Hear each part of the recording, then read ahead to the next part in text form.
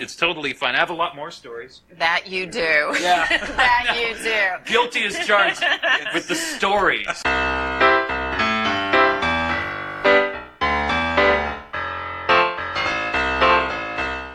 Hey-o, how y'all doing, everybody? This is Chris Whiting, and you're listening to I've Got Something to Say, my podcast where I tell stories about me. It's very self-indulgent.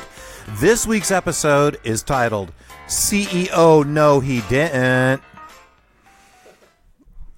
Several years ago, I got the opportunity to go to the Kansas Speedway to the big race that they have out there every year. And they have a bunch of races, but this was the, I don't even know what it is, the Kansas 500. Yeah.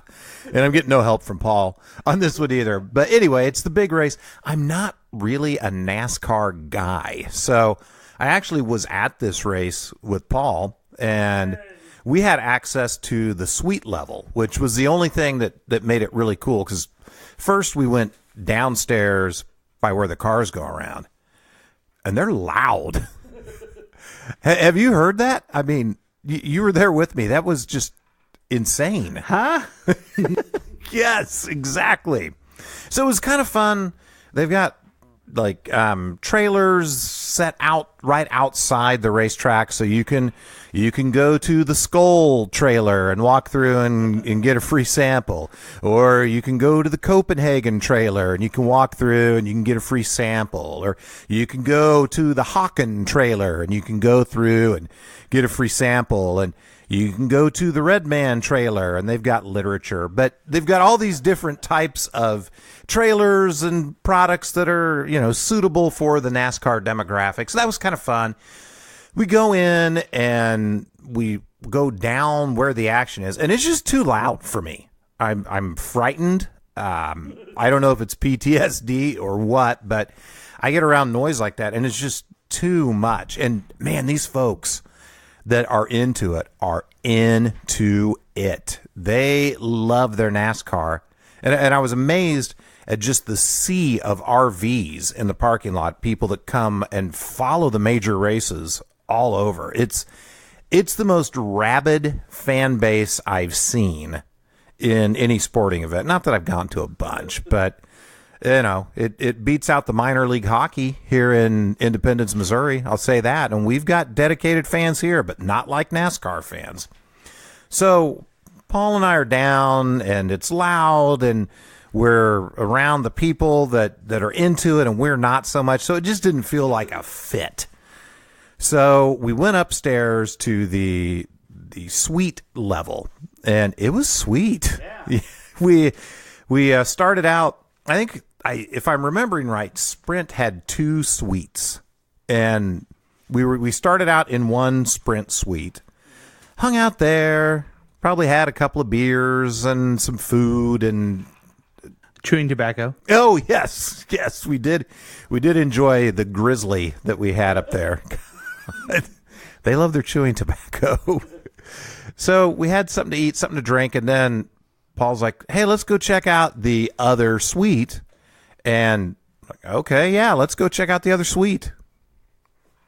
Oh, I thought you were going to throw something in here. No, I said, sweet, let's do it. Yes. So we take off, and as we're walking, I see this guy approaching me, and he's got an entourage around him. And the guy looks very familiar to me. He's got curly black hair, so black it's probably been colored.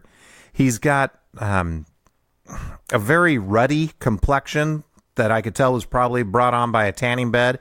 And the closer he got, I'm like, okay, this guy's had work done. But he looks good. Like from a distance, he looks really good. But you get up close, you're like, oh, wow, he's way older than I thought. And then I recognize him, and it's Papa John. Whoa. And I know he's disgraced now because he went all Paula Deen in a meeting one time or something, and no longer with the company. But back then, I mean, the guy's in his own commercials. He's all that. He looked really good on his commercials, but you get up close, you're like, oh, wow, Papa. Ye gads. But I see him, and I'm feeling a little cheeky. I've got a little bit of liquid courage in me. And as we're walking by, I'm like, hey, Papa John. And he stops in his tracks, and the whole entourage stops. And I'm like, oh, God, are we going to throw down with Papa John here? But he couldn't have been more gracious.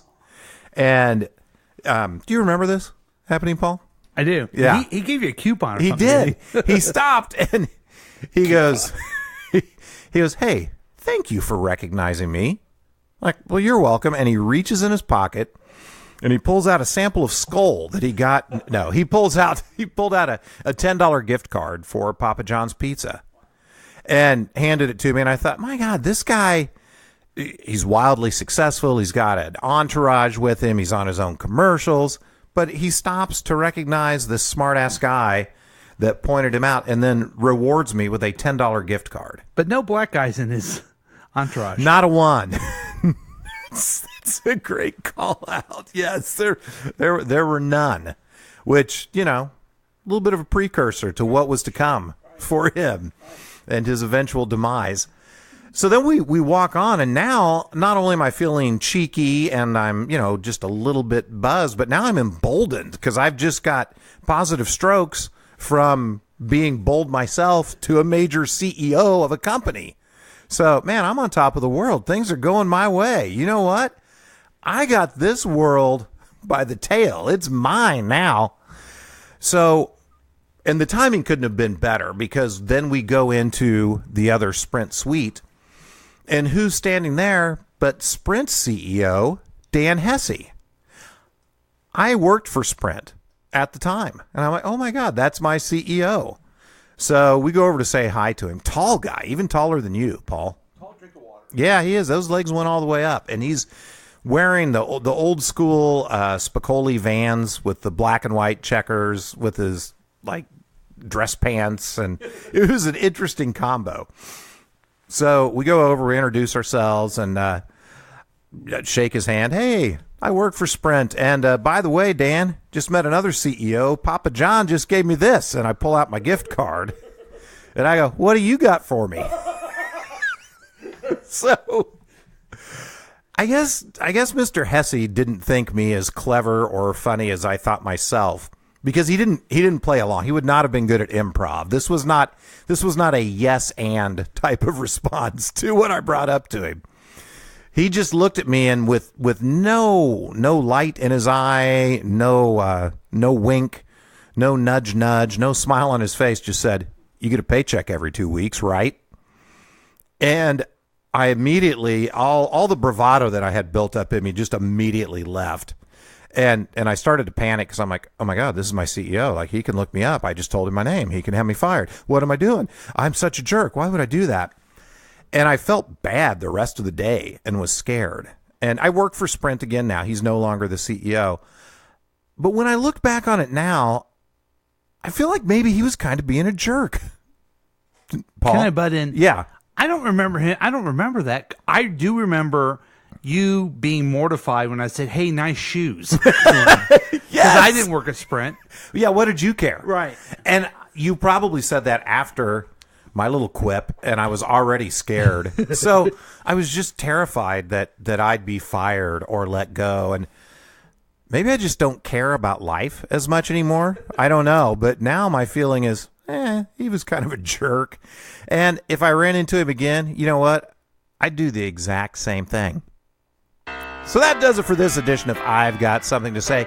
Hey, thank you so much for listening. I appreciate all of my frequent listeners and downloaders and streamers. And if you're a new listener, downloader, or streamer, hop on the bandwagon, not just to this podcast, but to all the great material that's put out by KCTK Radio. Could not do this podcast without Paul and the good folks here at KCTK. Check out all their quality programming, and I'll talk to you next time.